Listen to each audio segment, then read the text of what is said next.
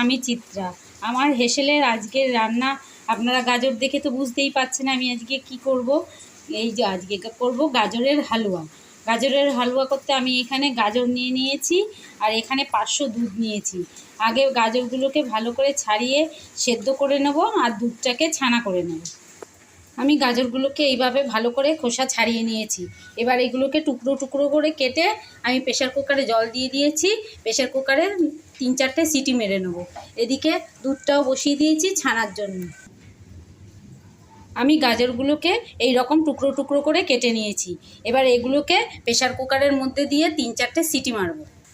ওদিকে গাজর সব সেদ্ধ হয়ে গেছে। এদিকে আমি রিফাইন তেল আর ঘি কড়াতে দিয়ে নিয়েছি আর এর মধ্যে দেব 2টো এলাচ ফোড়ন। আর এখানে আমি গাজরগুলোকে ভালো করে সেদ্ধ করে নিয়েছি।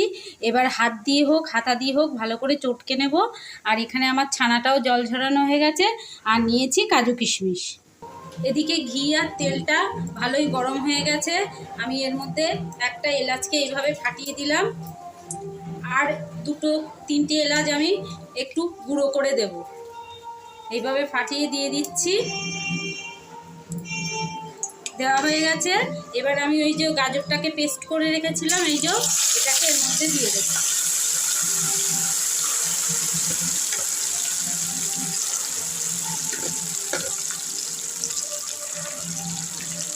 এবার এটাকে ভালো করে এইভাবে করে নাড়াবো।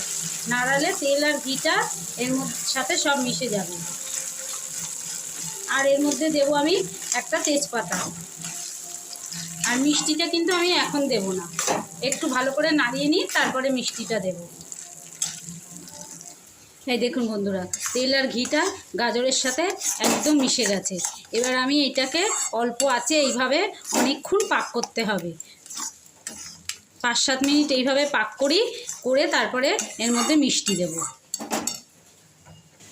5 থেকে 7 মিনিট এটাকে ভালো করে পাক করে নিয়েছি আর 2টো তেজপাতাও এর মধ্যে দিয়ে দিয়েছি। এবার আমি দেব এই দেখুন বন্ধুরা, এই রকম কাপের, এই দেখুন এই রকম কাপের 2 কাপ চিনি দেব। 1 কাপ দিয়ে দিলাম আর 1 কাপ দিচ্ছি।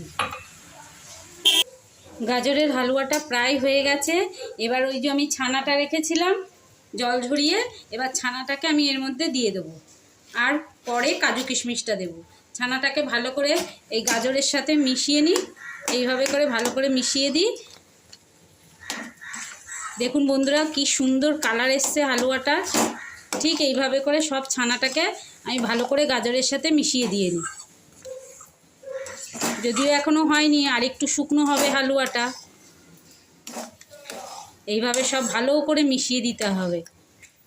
আপনারা চাইলে এর মধ্যে খোয়া ক্ষীরও দিতে পারেন। আমি ছানা করে দিয়েছি, আপনারা খোয়া ক্ষীরও দিতে পারেন এর মধ্যে।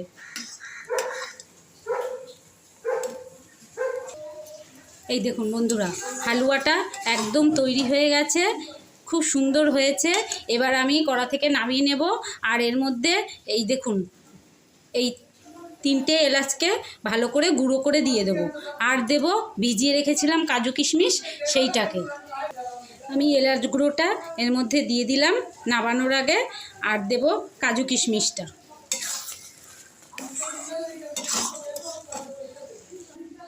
গাজরের হালুয়া একদম তৈরি হয়ে গেছে। আমি এবার পাত্রে তুলে দেখাচ্ছি।